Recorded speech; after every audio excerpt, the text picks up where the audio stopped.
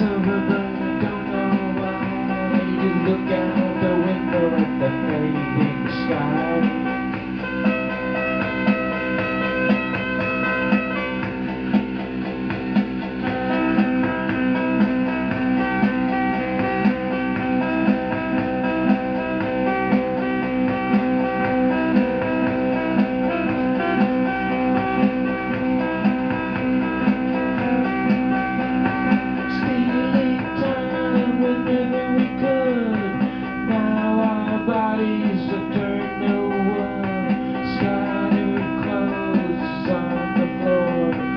Shut the world outside the door.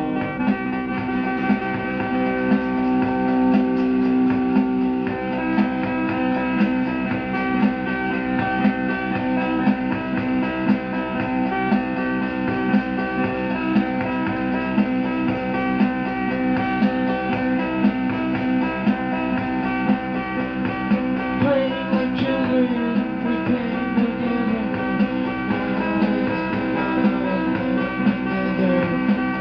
I know it's over, but I don't know why. You look out the window at the fading sky.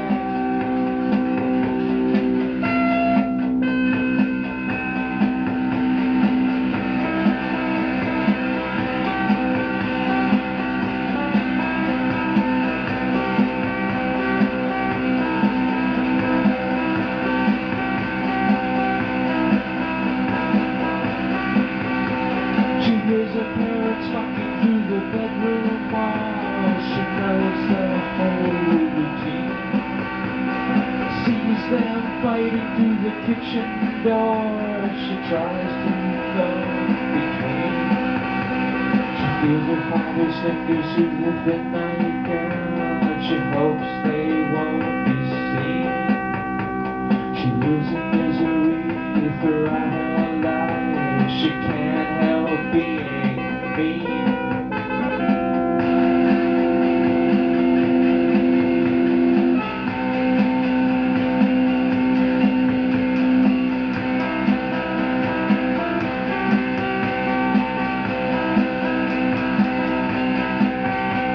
He goes to the dock every morning before his parents wake. Carefully searches the shoreline, expecting to see a friend. He sleeps through all of his classes because his teachers don't care. Doesn't talk to the other students. It's as though he wasn't there.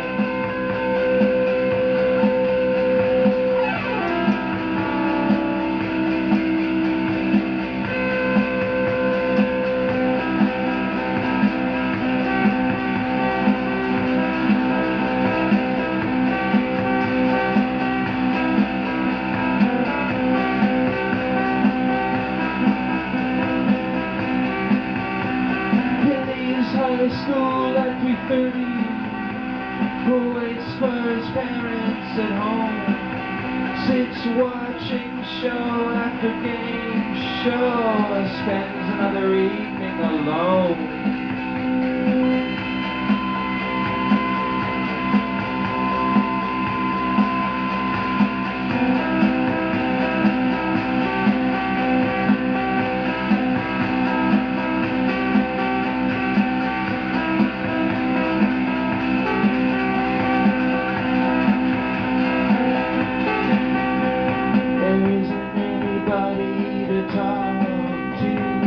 Someone to share his pain. He knows he can't live longer, but just go insane.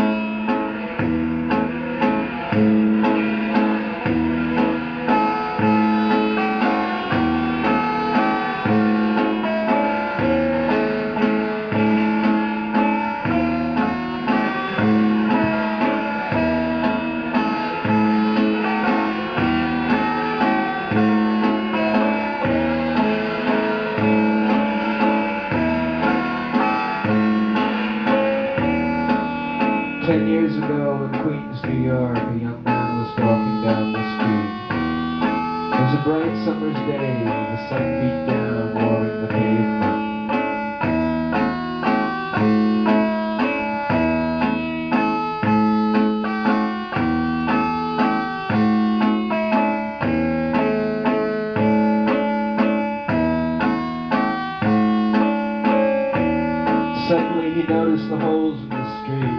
The potholes became foxholes and he was back in Vietnam.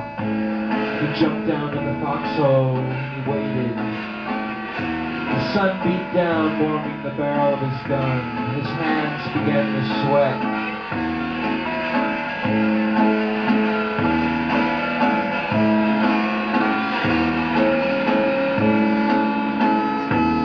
Vietcong came along the trail.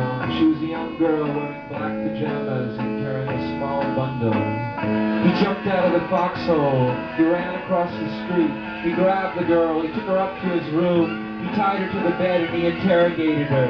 Soon she was dead.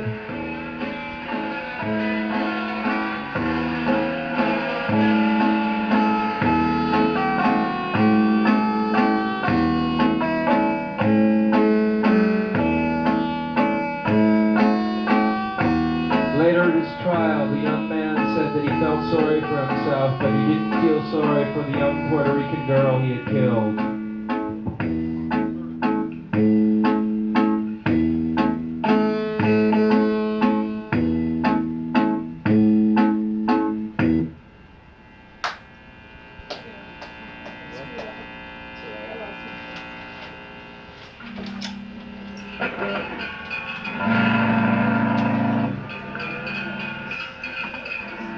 Are there any Pokeholics in the audience? No, they're all in Canada.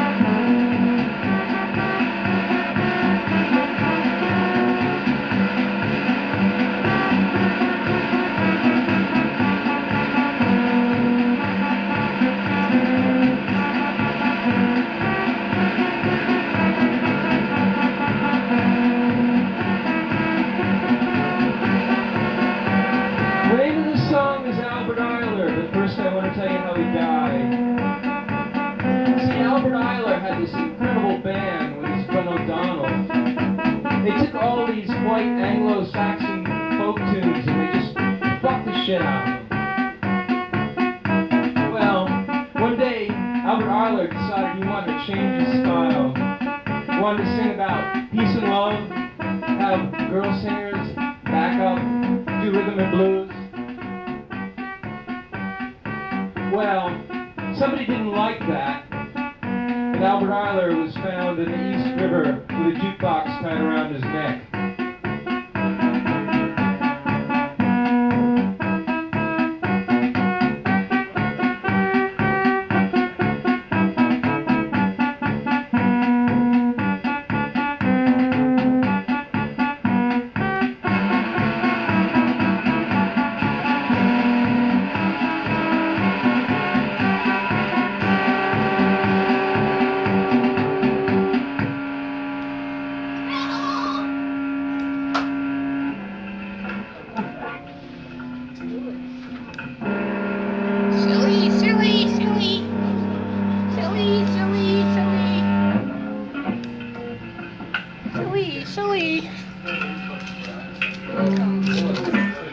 We don't really know this song. That's never stopped us. Because it's a great song.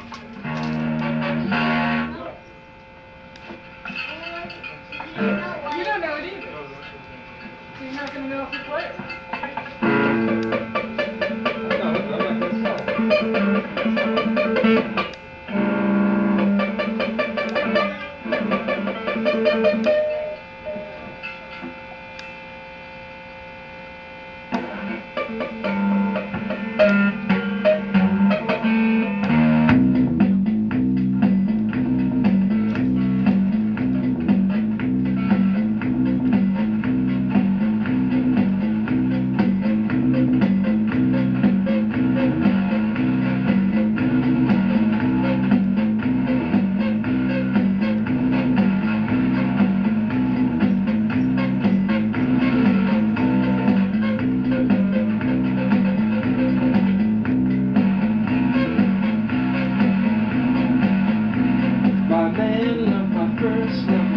Missing pain, my lying, my deceiving, my rivers keep on crying.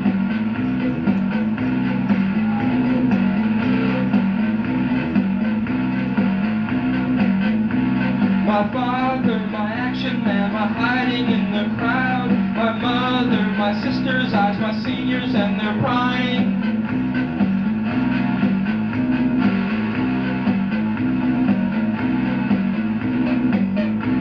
My hero, my schoolboy, my physical abuse, my loneliest, my vacant brain, my pounding in the head.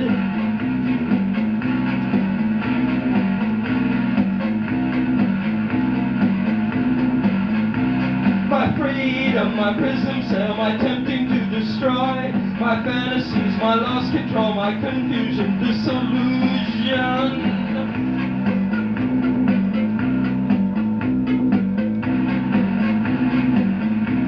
My gizmo, my manhood, my wanting just to scream, scream. Yeah, yeah.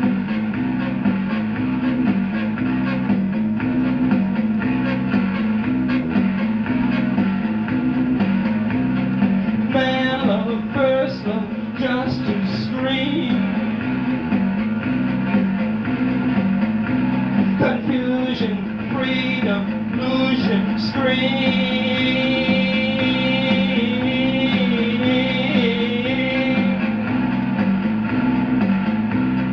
Losing control, losing control, lost control. Can you hear my scream? Can you hear my scream? Can you hear my scream? Can you hear my scream?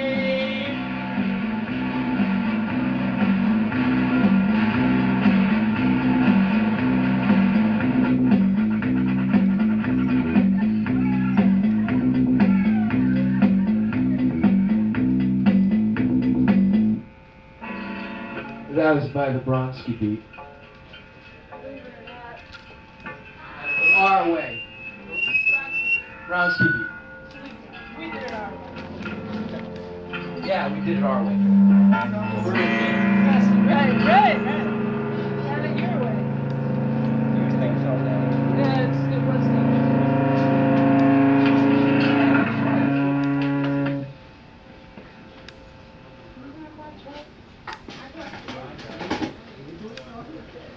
I'd like to play a composition now called Brits Out Now.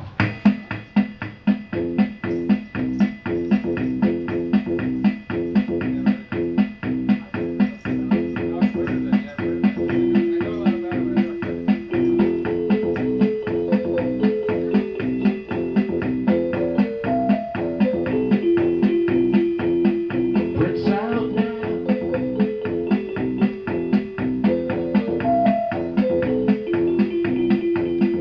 Brits out now.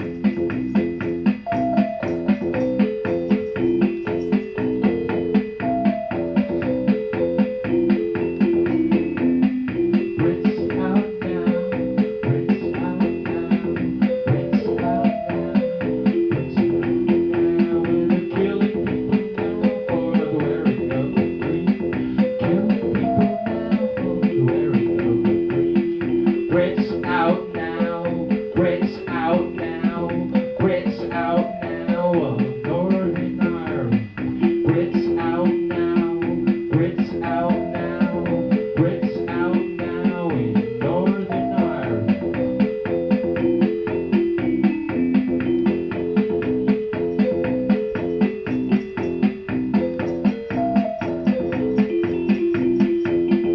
I mean, how many fucking years do England have to occupy Ireland? Brits out now!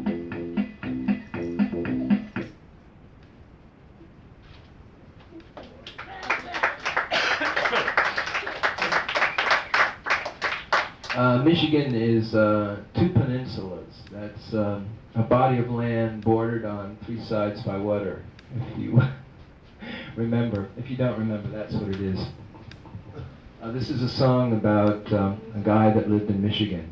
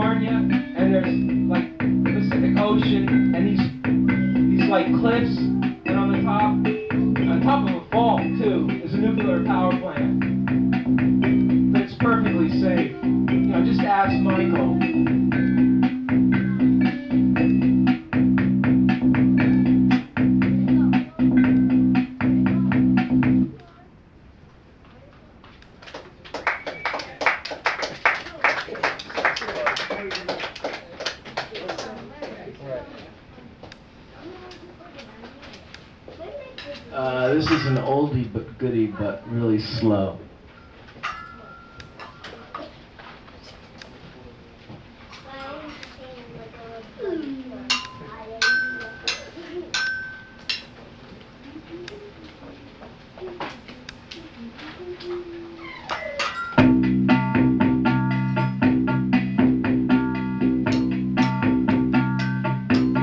It's for everybody that's running for office.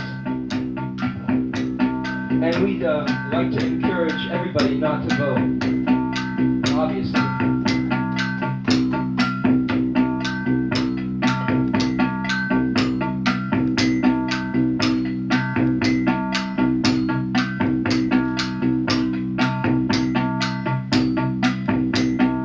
I want a job in bureaucracy, practice with my rubber stamps, rearrange my desk 6 times a day, have a coffee break every hour and a sweet roll too.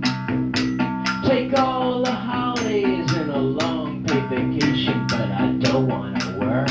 No, I don't wanna work.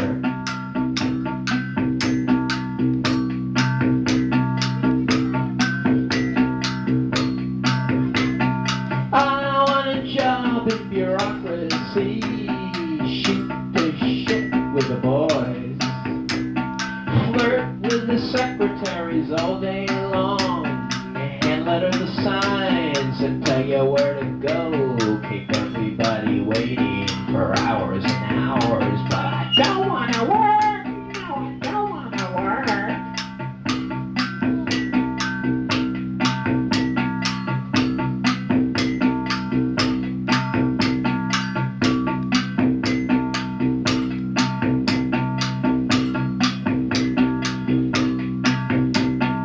I want a job in bureaucracy, fill out forms without any purpose, ask questions that have no answers, paint check marks all over your papers, but I don't wanna work, no I don't wanna work.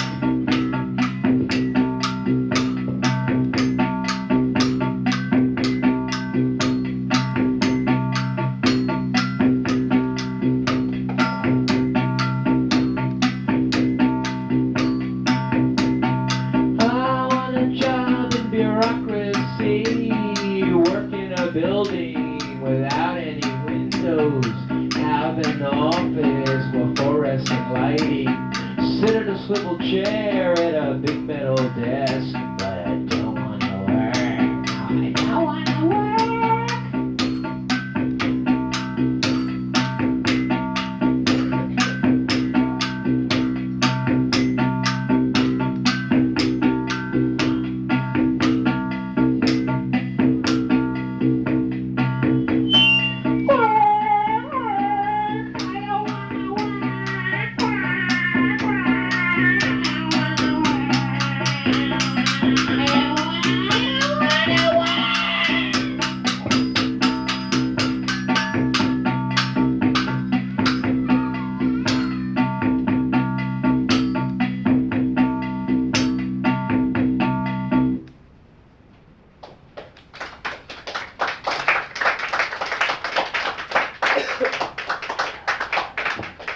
This is another song we don't know.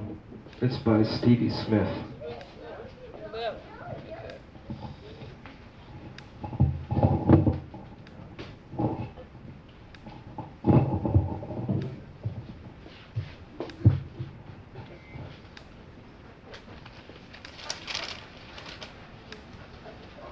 It's called Not Waving But Drowned.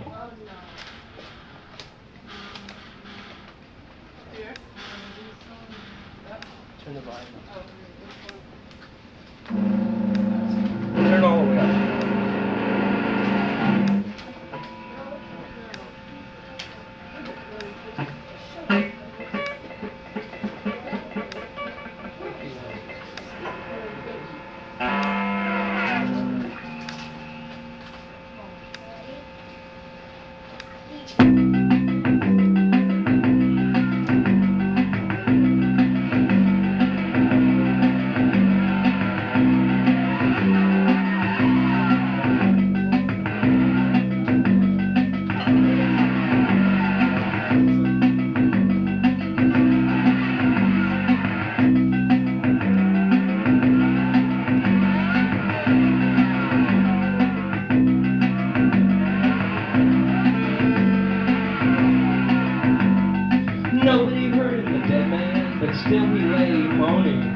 much further out than you thought, and not waving, but grounding.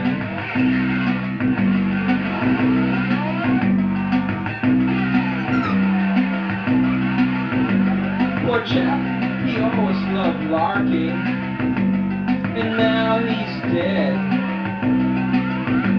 It must have been too cold for him. His heart gave way, they said.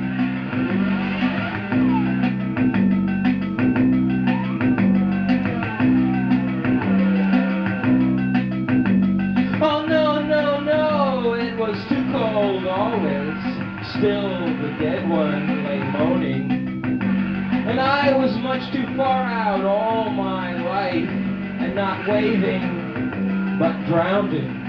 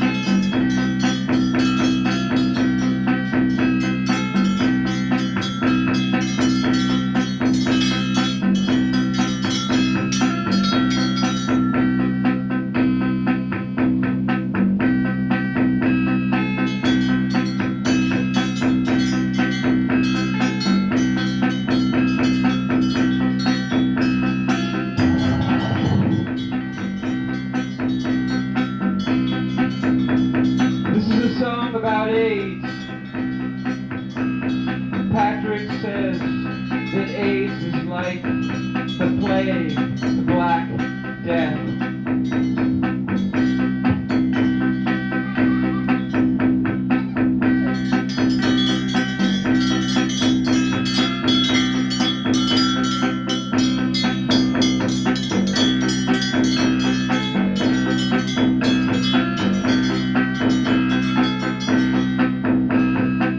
About AIDS.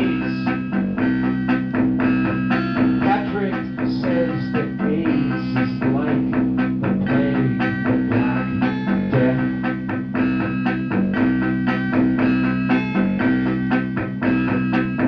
Black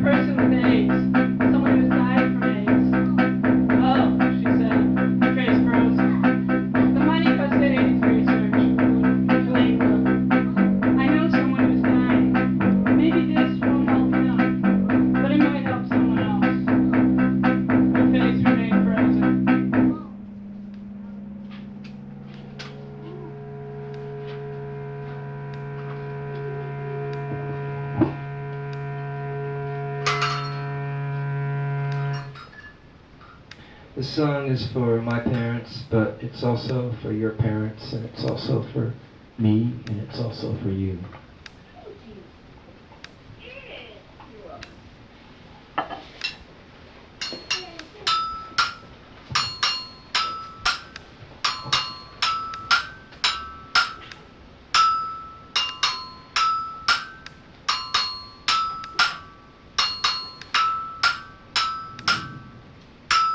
The clerk in the supermarket tries to shortchange you. The housekeeper steals. Waiting in line is the only time you get to talk to strangers. You're sick in bed, but the bank says you have to come in person. Older, younger people in the room always talk around you. The only time your children call is when they want money. It's been 5 years, but you haven't seen your youngest grandchild. People don't ask you what you want. They ask your son or daughter, or they talk too fast and follow you around like a parent dragging a kid. Dressing is hard, even your brothers don't obey you. The habits of your early life now must be broken. The habits of your early life now must be broken. The habits of your early life now must be broken. Thank you.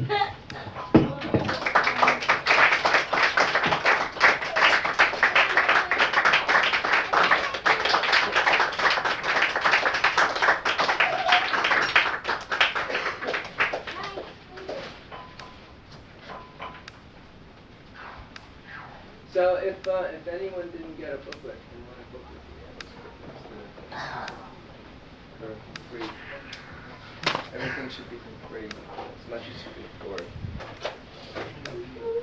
Oh, right.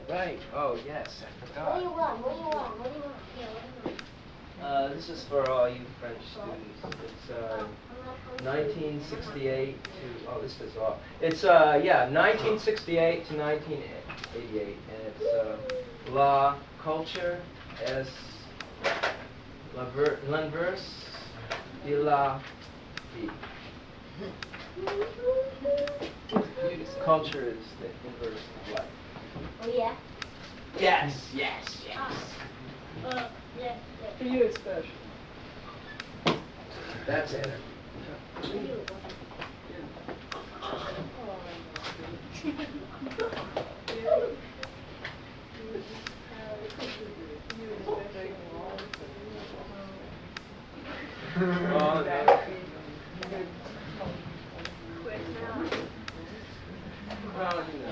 Scream so long.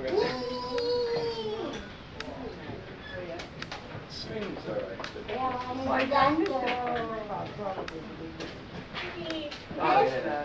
It's new. Everyone would like to make a donation to the active switchboard. This is a free event, so it's certainly entirely voluntary. You dropped the I enjoyed it. Really, thank you very much. Well, you're welcome. I'm glad you showed up. Hi. Must have been too big. Did you get a book? You like I it. can be a masochist? You could. I mean, if you didn't like it, stay. Sit around, so- I didn't like it or dislike it. That's up to them, actually. I don't think you want it. I want it for a serious purpose. Well, I agree with it. Not old like it is. Oh, yeah, why not? You know something that's funny? They were, Thank you. Not that I Enjoyed it. I'm glad I got to meet you. Yeah. It was jungle, white hat. Kwanzaa. Oh, really? Yeah, glad to be back.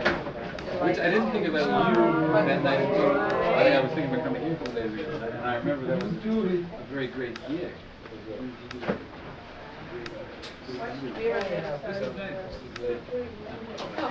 Yeah, well, that's I used to live in Denver.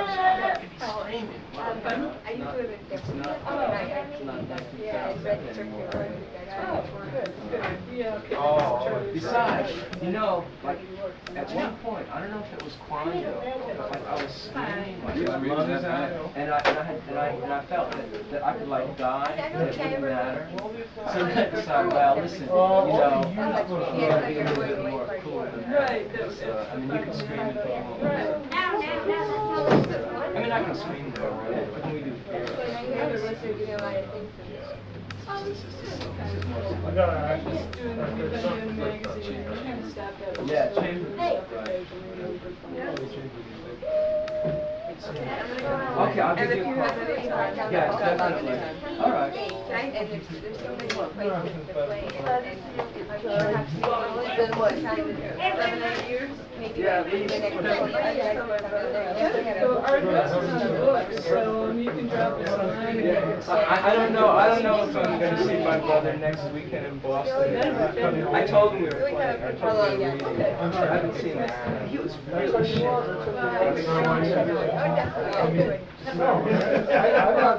Yeah. Well, if he comes to the show, then maybe we'll do old. Old is about him, so. All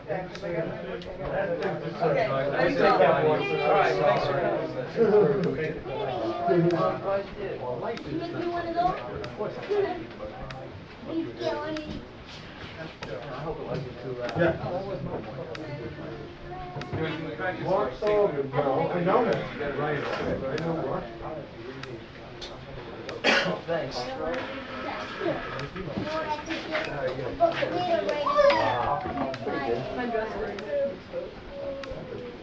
That's for Jerry. Those kids are yours now? They're fun? And they're sweet. Sure, I'm gonna go home. All right. Yeah, well, I'm glad you, I just sat here like that, I didn't messages. Oh, actually, because I needed that. Wait. Enjoyed the set channel. Oh, good. Nice to meet you. Being a father, I really appreciate it. Obviously, I think I like variations of relate to that very well. Yeah. Well, we don't know.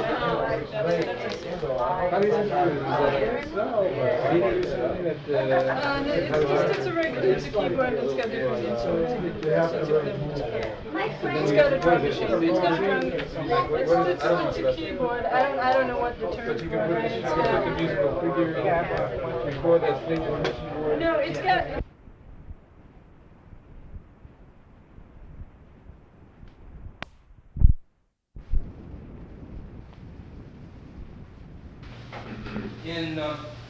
In the 60s, Michael Moorcock wrote a series of stories and novels concerning this one character, Jerry Cornelius. And then he gave the character away, and a bunch of people from New Worlds also wrote stories concerning Jerry Cornelius. This is my Jerry Cornelius story. It's called JC Rules OK. 1. Jerry Cornelius stood at the back of the hall watching the dancers, belying the shaven heads and bare chests of the participants. The formality of the thrash was that of the minuet. 2. The CIA had planned the coup for noon, 6 hours from now. It was Jerry's job to stop it. The small Central American republic must maintain its independence, since it was the last of its kind. Jerry transferred his M16 to his left hand and wiped his brow. The flies were impossible. 3. No government, no family, no religion. 4. All over Europe, revolutions were occurring. Kings and queens were being disposed. Anarchist republics were being created. Jerry adjusted his lace cuff. The vast expanse of his black frock coat was broken only by a tiny red lapel pin. His sword hung ready at his side. Suddenly he heard a noise. 5. From each according to their ability, to each according to their need. 6. The trek through the jungle had been exhausting, but Jerry was finally on the outskirts of the capital. A slight drizzle while driving away the flies had also soaked him to the skin. He consulted his map to get his bearings. 7. Jerry good-naturedly pushed his way to the stage. In the meantime, the band had turned on their amps and plugged in their instruments. Getting a friendly hand from those in front, Jerry lifted himself up. He grabbed the mic and shouted, 1, 2, 3, 4. 8. Full moon moving out from the clouds, white cat walks in the garden. 1 year later, he returned home, black cat in snow. 9. Music is a beat, and without the beat, there is no life. The singer is a mirror of the audience. 10. Never apologize, never explain. 11. With only a few minutes remaining, he quickly opened the knapsack. Taking the large lump of plastic, he jammed it into the joint at the base of the tower. Let them try to commandeer the radio with no transmitter, Jerry thought. 12. His boots rang out loudly as he ran wildly down the metal corridor. Drawing his vibrogun, Jerry aimed it at the airlock and pressed the trigger. The plastic panel shattered and the air rushed out of the ship. Jerry held his breath and jumped into space. 13. Still holding the microphone, Jerry dived off the low stage. The rest of the band followed, their instruments raised like standards. The crowd surged into the street. It had finally begun.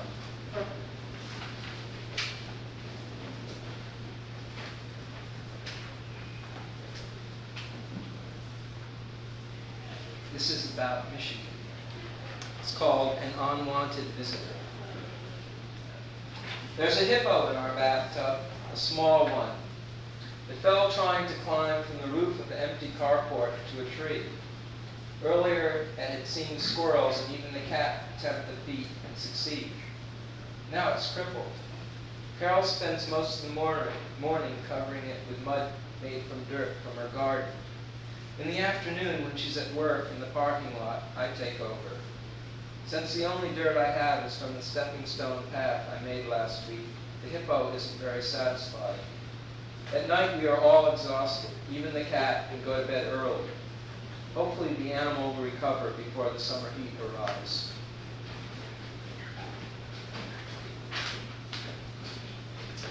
This is an untitled poem. Had a dream last night. I became Charles Bukowski. No, not the way you think. My hand shook just like his.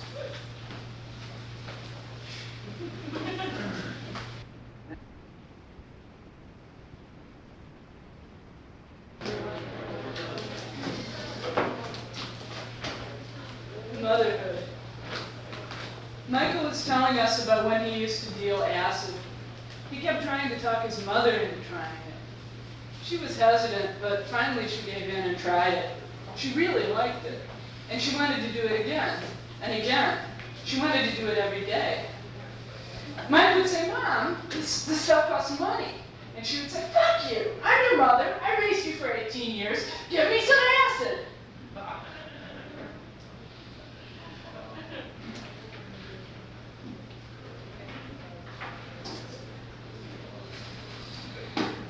Bugs on drugs. 1. They called MDMA ecstasy. We called it boring. We just sat around for 6 hours, feeling good. I killed flies with a broom, feeling good. 2. After reading Kafka's Metamorphosis, we took acid and Shane hung by all fours, from a doorway, screaming, "I'm a bug! I'm a bug! I'm a bug!" 3. She broke up with him because he brought fleas into her room. She couldn't get rid of the fleas so easily. Then one night, she did heroin, and all the fleas bit her and died.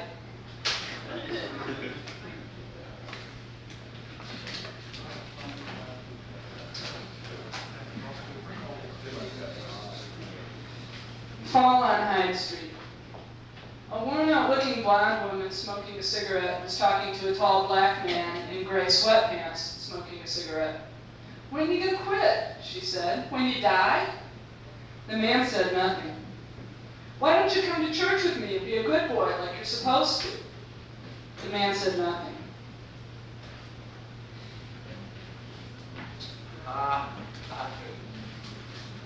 Covered. We all thought the house's wiring started the fire, but that would imply negligence on the part of the city inspectors who blamed Aaron's TV. Never mind the circuit breakers, which blew sometimes 2 or 3 times a day. Never mind that they all blew the night the fire started. For a city ordinance conveniently required that the standing remains of the house be bulldozed and cleared away long before the lawsuit went to court. You can't prove anything without evidence, and they all had their asses covered.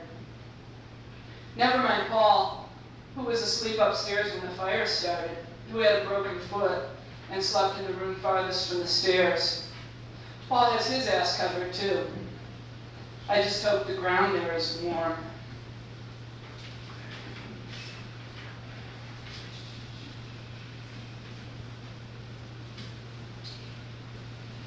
Red glow. His lamp has a red shade. I can tell when he's home by looking out our kitchen window. When he's home, there's a red glow in the attic next door. He gets more channels on his TV than we do. I told him that's because he's higher than anyone else. 3rd floor. He laughed.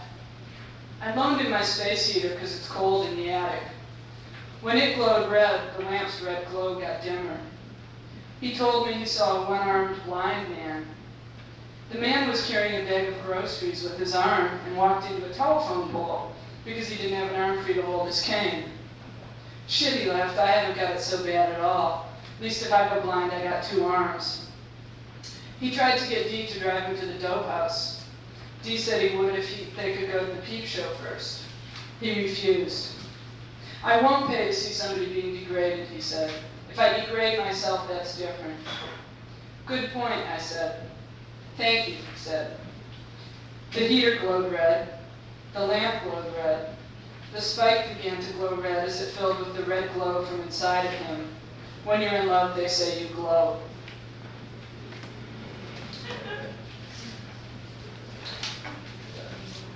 This is called Halloween. When you fall into a trance, sitting on a sofa playing games of chance. She got into town where the party was around 8 o'clock, well armed with a pint of pop-off and a can of Jolt.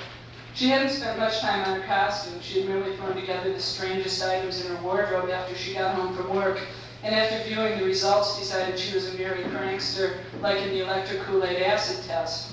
She wore a black frock coat, once part of the Salvation Army uniform, a black felt pork pie hat with the queen of clubs tucked in the hat band, its face vaguely resembling her own. Under the coat was an ancient denim vest which had been something of an art project of hers for years. The idea she had taken from the merry prankster who had the importancy coat, which was what made her finally decide she was a prankster. All over the vest were badges, charms, patches, rings, and other oddities until it resembled some sort of crazy glittering armor. Beneath this, a tie-dye t-shirt, completing the costume, were an old pair of jeans with more patches than original material left showing, and a pair of moccasins.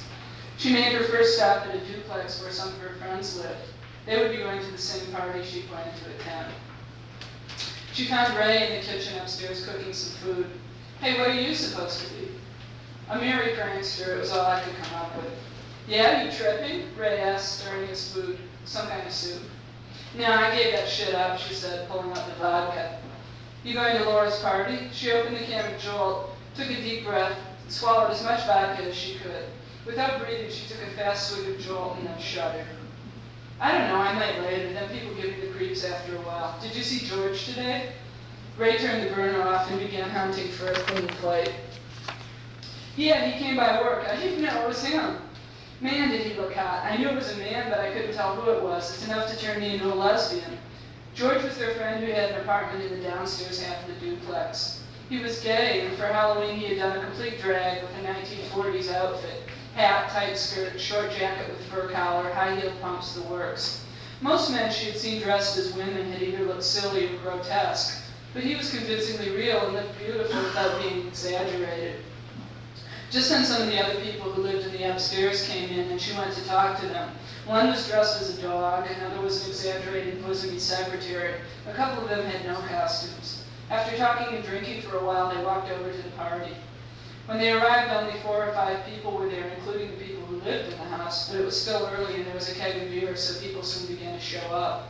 One guy was supposed to be a Chernobyl victim, and he looked totally grotesque with a mask made from some sort of plastic made to look like burnt skin. She was drinking fairly steadily, and before long she ran out of jolt and had to drink the vodka without a chaser, but by that time she had had enough to drink that it didn't bother her too much. She gave drinks to several people, including the 14-year-old brother of one of her friends. George came in by himself saying, "My feet are killing me. How do women walk in these things anyway?" Several women agreed with him as he exchanged his pumps for a pair of embroidered slippers. More and more people arrived, and the party gradually moved from the living room into the kitchen where the keg of beer was. She had taken off her coat and was sitting in her vest on the sofa. George came and sat beside her. "Hey, let's talk girl talk. I love your vest." She offered him a drink and began talking with him, the alcohol making her less shy, if also less lucid. She had known him for a long time, but had also known he was gay, so he was therefore filed in the just friends category. For some reason, the costume seemed to break down the barriers between them. He was examining the various items sewn and pinned to her coat, gently touching her here and there as he looked at them. One item he especially liked was an antique earring she had found in the spring thaw that year with delicate filigree work and a blue stone set in. She detached it from the vest and gave it to him. "It's yours." They sat talking. The vodka was diminished and then totally depleted. Suddenly she looked at her watch. Oh shit! It was 12:30 and the buses there stopped running at 11. Ray was passing by. "What's the matter?" "Oh, it's 12:30 and my coach turned into a pumpkin. I got no way to get home." "No problem. You can crash on our couch and go home in the morning." She was glad to accept Ray's offer. The jolt had worn off and the vodka was making her feel very tired. "Come on, I'll walk back to the house with you," said George. They made their way unsteadily. She because she was drunk, he because of his high heels. In the fresh air of her good mood returning, they talked, laughing and staggering slightly. When they reached the house, George said, "Listen, you can sleep down here if you'd rather. When those guys come in, they'll be noisy and probably stay up half the night." She agreed readily, not wanting the feeling of kinship she had felt with him that evening to end. They both sat down heavily on the bed in the small one-room apartment and began taking off their shoes. She had trouble with the knots, and he reached over and helped her. Suddenly she was looking into his eyes. "You look just like a boy in that hat," he said. Then he leaned over and kissed her. It was totally unexpected to her, and if she had been less drunk, she would have probably been too surprised or scared to respond, but at the time all she cared about was that it felt nice. Somehow she got out of her coat and vest, and they were in the bed still wearing most of their clothes. They hugged and kissed for a while, and then he began guiding her hand downward. She reached for his cock, assuming that was what he wanted, but instead he pushed her hand between his legs toward his ass. "I'm afraid I'll hurt you," she said. He reached for a jar of Vaseline from the floor beside the bed and spread some first on his ass and then on her hand. She thought about buttering toast and had to suppress a giggle. Interpreting this as pleasure, he smiled back at her. She slowly slid one, then two, then all 4 of her fingers up his ass as he wriggled and pressed against her, his skirt up around his waist. Finally he came, the muscles in his ass squeezing her hand. She withdrew her fingers. "I have to go to the bathroom," she said numbly. She went in and washed her hand. She awoke the next morning on the bathroom floor where she had passed out. He had covered her with a blanket and put a pillow under her head. She arose and looked at the clock. It was 10:30. He had gone to work. She had the day off. She felt ridiculous going home in those clothes and stuffed the vest and hat into her bag before she went out into the November sunlight. The door locked itself behind her. Thank you.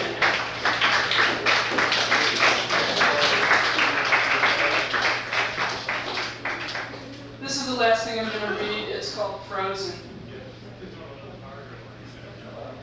Telling your parents you're Haitian. Leaving your friends behind. Wishing the jokes stopped the fear or the tears. They went to the hospital with pneumonia. They left in the hearse. They fell in love with the wrong person. Did drugs with the wrong person. Every friend's death we learn of makes us wonder how many more there are that we just haven't heard about yet. Every cough or cold makes us wonder what could be lurking in our bloodstream. But we don't want the test, not yet. To look at the one you want and think not only will they have me, but also do they have it? A regular customer at work asked me if I was wearing a POW bracelet. No, I said, it's a PWA bracelet. Person with AIDS. Someone who has died from AIDS.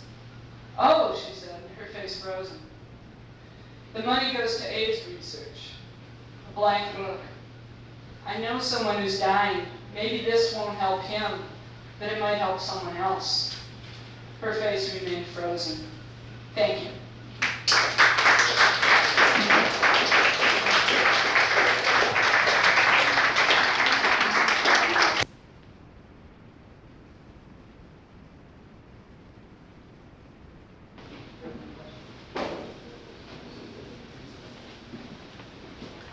In 1968, I was 11 years old, and in the eyes of my parents, ready to explore the world. I felt so too leaving for the YMCA day camp. The day camp at the Y was basically a group of kids of various ages and economic backgrounds who were daily thrown together downtown at the Y, put on a bus, driven a reasonable distance, and then let off again. This happened at such exciting sites as lakes, parks, and playgrounds. The summer was now meant to instill in me a respect for nature and a deep appreciation of the great outdoors, courtesy of the Young Men's Christian Association. Day camp for me from the start was a bore and an embarrassment, but it did have two things going for it. The first was Boblo Island, an amusement park located in the heavily navigated waters between Detroit and Canada. You had to take a boat to get there, and once you did, you had the whole day to investigate and go on a large variety of rides. Now, unfortunately, we weren't going there until the last week of camp. The other thing there was Garland, one of the counselors. Garland and I hit it right off the first day, and through the course of the summer, a strong friendship developed. We both seemed to have a lot in common, even though he was black and I was white and half his age.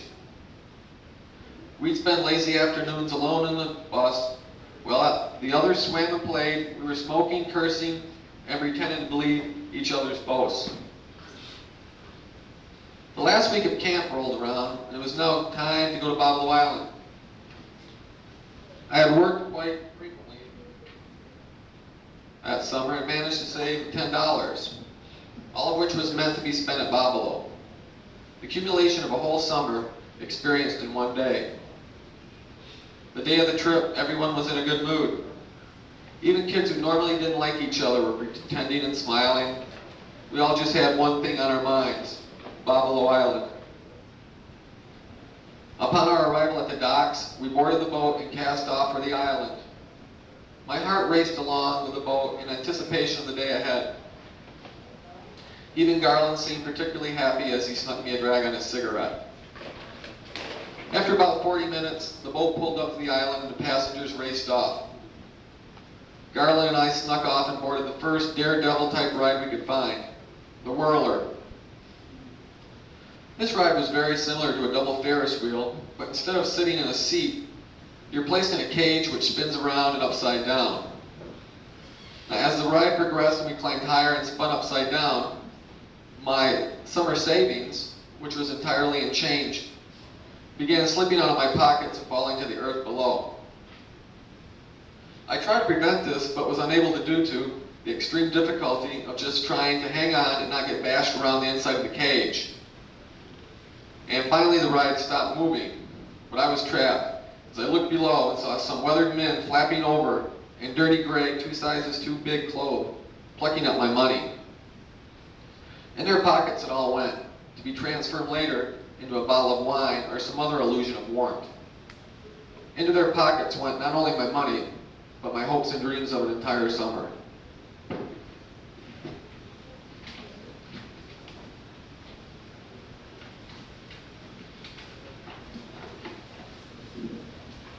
Billy came to live with us while we were staying on a farm way out in the country. It was real old and had dirt floors in the basement. Every spring when the snow would melt, the basement would flood about halfway up the steps.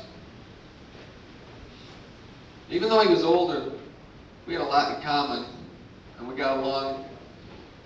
He was the black sheep of his family, so it was easy for me to identify with him. I was a runaway, and he was a reject.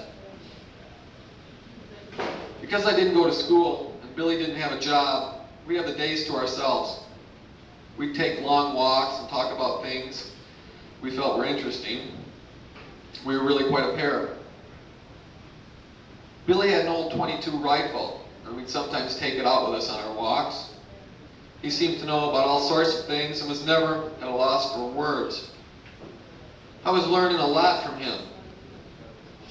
But a couple people who also lived with us didn't like him much. I guess they'd known him before and he did some things.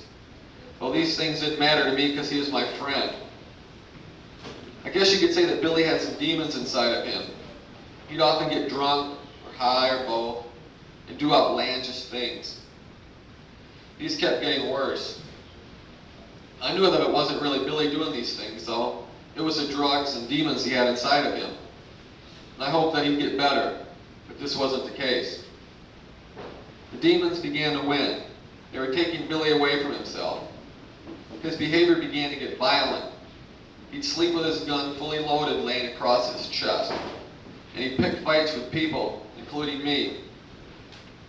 I didn't understand at that time what was happening to him, but I too began to dislike him. The night he died, we'd been to a party, and both of us were drunk. When we got home, a fight broke out between us.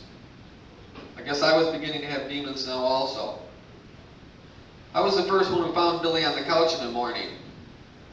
But it was not the first time I met death face to face. The autopsy stated that his death was due to an overdose of Valium and alcohol. But now I wonder if it just wasn't from a broken heart. And you know something? I have his demons now too.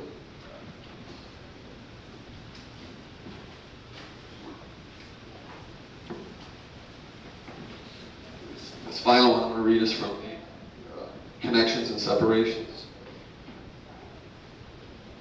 She was going over to their apartment to babysit. I went to keep her company and walk her home because it would be late. There were high hopes in the air that evening as Randy and Eileen were celebrating their wedding anniversary and were pleased to have found a sitter. They didn't get a chance to go out much anymore as they didn't trust just anyone with Brishan. And those they did usually had plans that didn't include babysit. This was just fine with Marie, as she'd been wanting to do this for some time now. She really liked kids and wanted to have one of her own soon. But until then, she figured she could babysit Brishan. We'd been around her enough to know that she liked us. She seemed as excited about the prospect as us becoming good friends as Randy and Eileen did. I consider myself a rather curious and nosy person, but I wouldn't label myself a thief. Yeah, when I found a bottle of Tylenol with codeine, which were favorites of mine, I couldn't resist the temptation and put them in my pocket. I was careful to replace what I took with vitamin C, hoping that no one would notice a difference. However, their disappearance was discovered, and Marie was initially blamed.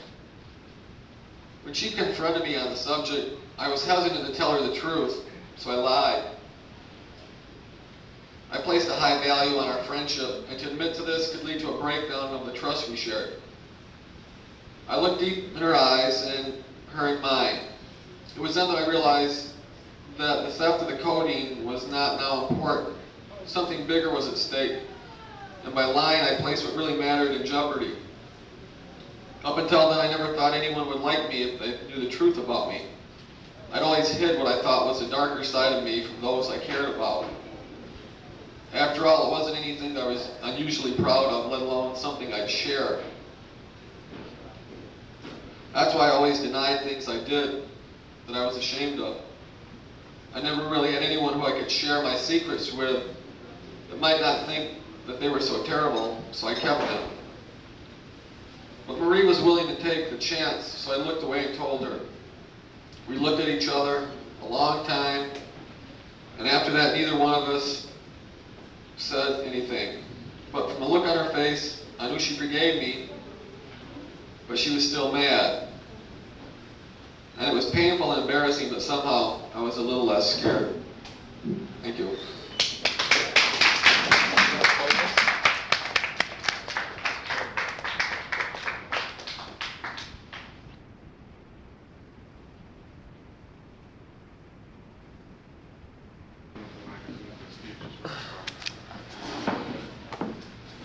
Hi.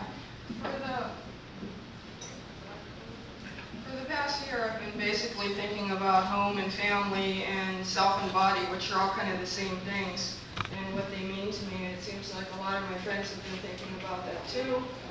And these are a few stories about that.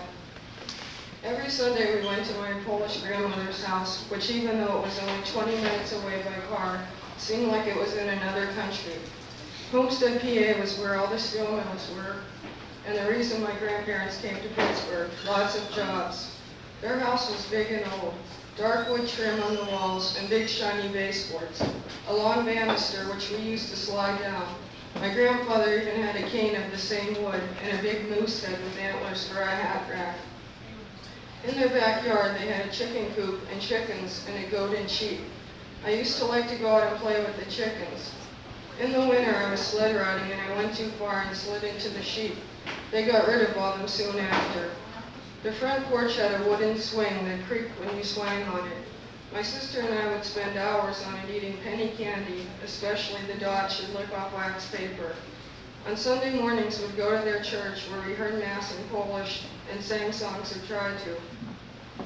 My mother and aunts never smoked around my grandmother and acted like little girls until she died. Of course, they were all very old-fashioned. We all had our Polish nicknames, and I knew a few words.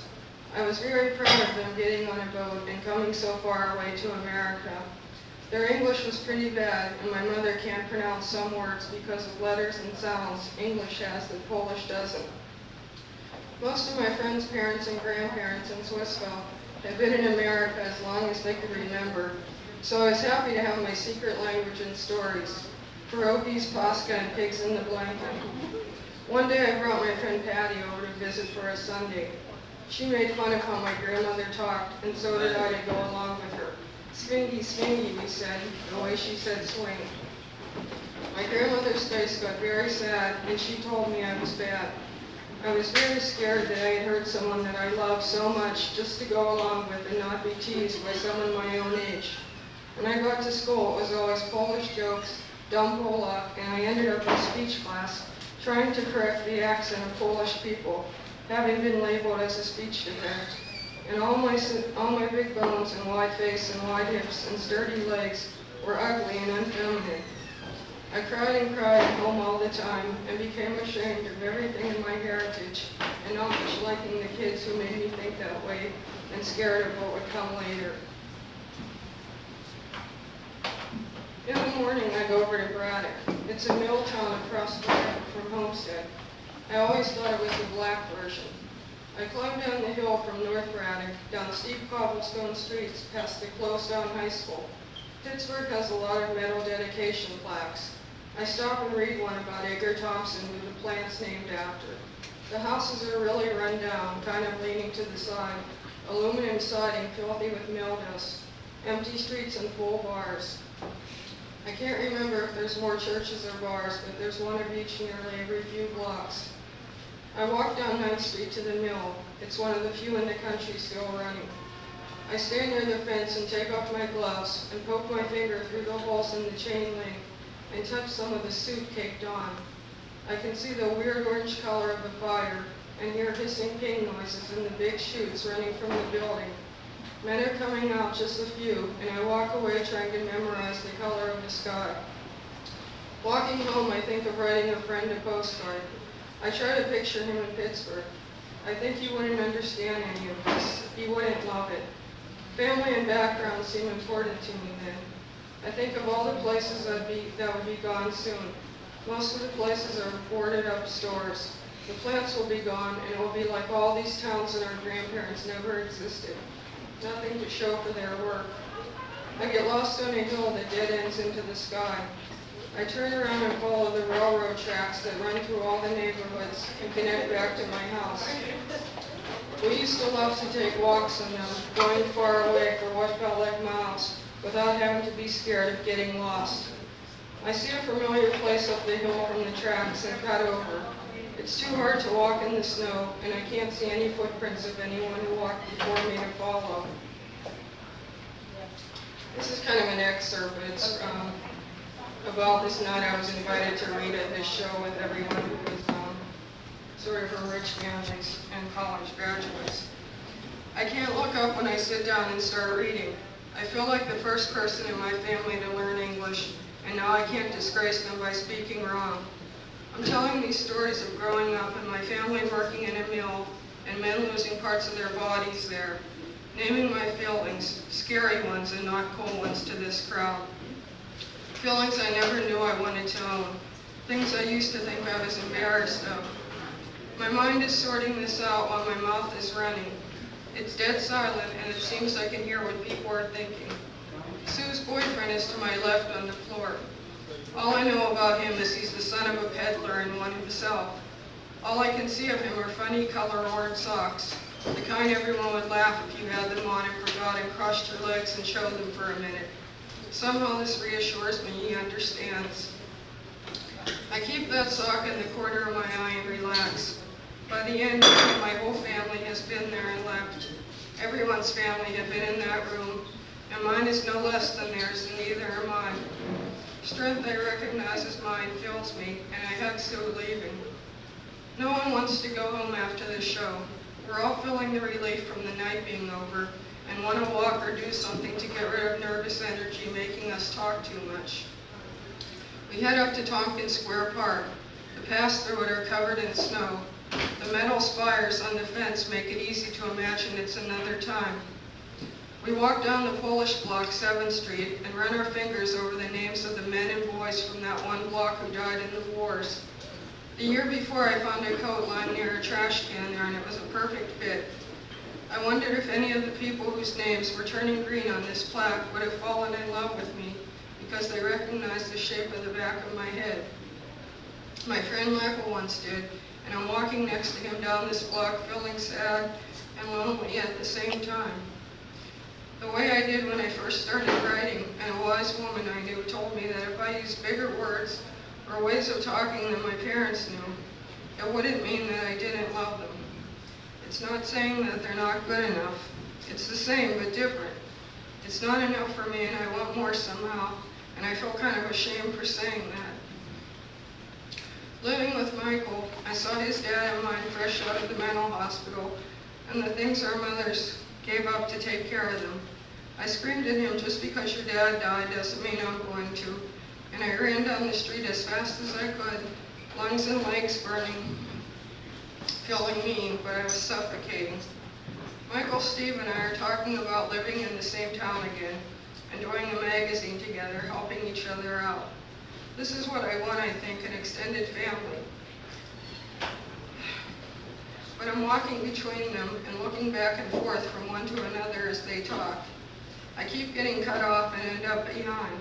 By myself, I think, where I can know what I want to do and decide what's important in my magazines.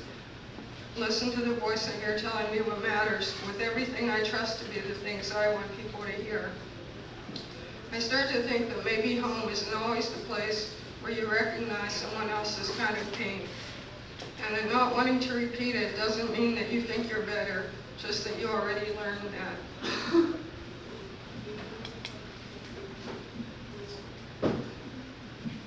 When I much younger, before I knew who I was or what I was going to be, all I thought I was how I looked, and everything conspired to keep me thinking like this.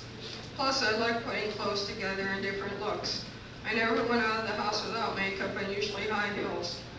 Once I started writing, I thought, this is who I am, and seemed to be always in sweatpants, t-shirts, and high tops. But if I wasn't in the process of getting a magazine out or writing a story, I'd feel like I was just a fake and still not know who I was, which is just as bad in a different way, having something outside yourself as the image you define yourself by. But it was less embarrassing to say to myself that I was just as wrapped up in how I looked in my stories as my face and body. It came back to a place where I felt I wanted sometimes to wear makeup, but not now because I thought I needed it to cover my face or hide it, but because I liked my face now.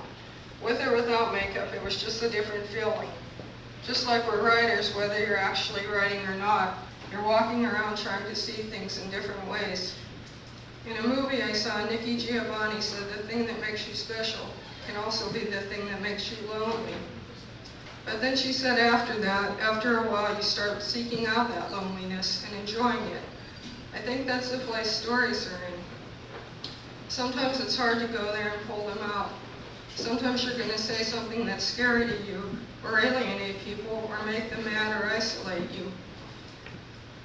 Often I feel like I'm falling apart, like I'm confused and don't understand things. This is usually when the best stories seem to materialize. Sometimes it's like being stuck between me and my image of me, who I am and how I want to be, the me on paper and the me of my life. The stories come from a place inside where you know that you know things and have a right to say them out loud. The place that knows other people feel like this and won't always say it. Wendy Chapkus said in her book Beauty Secrets that going on diets and dyeing your hair and bleaching your mustache is lying to other women and not showing them that there's other women who look like they really do and encouraging the cycle. Not writing the truth about your life is the same thing. For a while, I just felt like the stories were just coming through me and that I didn't have too much to do with them. But I think that in the place where you write from and the one where you really listen to yourself, your voice joins the one of everyone who really wants you to tell that story to break the silence. And in those moments, all of the me's are one. I'm going to try to read this last one. I don't know if I can, but I'll start it. I remember a few years back having an abortion near my dad's birthday. The sorrow of this was inexpressible.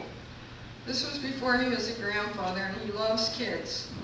I was feeling bad, thinking how much he loved kids, and I treasured the thought of someday introducing one to him and having them hear his stories and funny, smart way of talking. How much joy I used to get when he'd scream geek or imp or goal at one of my friends coming up to our door. One year for the start of school, he gave me a dictionary with his own definitions of imp and goal written in pen. A goal was someone who bit the heads off live monkeys to go along with the chicken head-eating geeks. Driving with him, he had a running commentary for everyone he saw outside the car window. I think now he talks so much to cover up how nervous he'd get when he'd get too far from home or lost on an unfamiliar street. The Thorazine gave him the habit of rubbing his thumb against his fingers, wrapped around the steering wheel, and I could gauge from how fast or slow they were moving when I should talk or when I should be quiet and watch the road for him. Once our car broke down on a family vacation, our only vacation ever, and he sat there paralyzed with fear and not knowing what to do. Somehow I managed to lift the hood and took off the radiator cap, which shot hot rusty fluid all over his t-shirt. Now I can see the humiliation on his face as he got back in and sat there holding his forehead as my mother stood on the edge of the interstate trying to flag down passing cars. I didn't understand that back then. I just knew how much he liked to count cows with us. He had a way of having neighborhood kids come over and sit on the porch with him, sometimes one of them just crawling up on his lap and snuggling. He'd load them in his car and take them to the Dairy Queen for an ice cream. I was thinking how much I'd love to have a kid and how lucky it'd be to have him for a grandfather, but I just couldn't take care of someone else right now. Besides, Michael's dad was crazy, and Michael might be as well. I love my dad, but could I take care of someone like him in my life all the time? I hardly thought I was strong enough. I was in the store the other night, and this old black man was in there too, buying 1 can of tuna and a beer and looking around for something else. I stood there staring at him, wanting to invite him over to eat dinner with us for the night.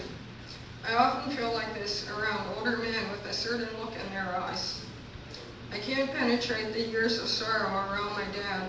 Sorrow for the things he never did for us, ages he didn't see us at, memories he's not sure he remembers, or if they're just stories someone else told him that he now repeats. When he'd take the kids for ice cream, sometimes my mother would seem a little hurt and say, "What are you trying to do, make up for the stuff you never did with your own kids when they were little?" I'd see him flinch and look away.